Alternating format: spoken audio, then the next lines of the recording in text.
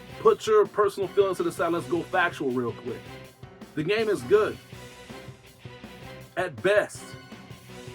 But compared to all the other God of War games, I think we finally found the worst one. I think we finally fucking found the worst one. Because it's not like the other God of War games we've ever fucking played. And why is that? Because it is not what the gamers have wanted. It's not what the gamers asked for. And if you're gonna give us a side-scroller game, make it be based off the critique attributes of what made the God of War games the games it is today.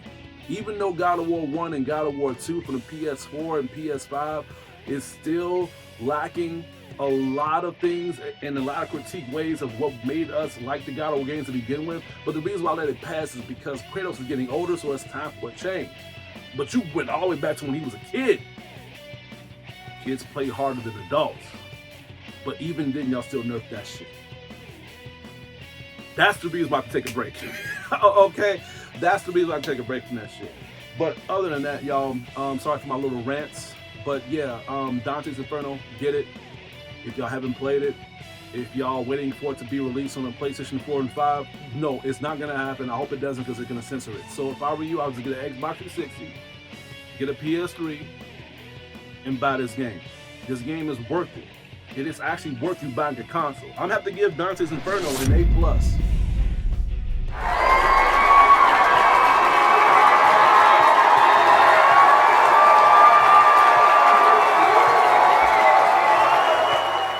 Well, yeah, that's all I have to say for today.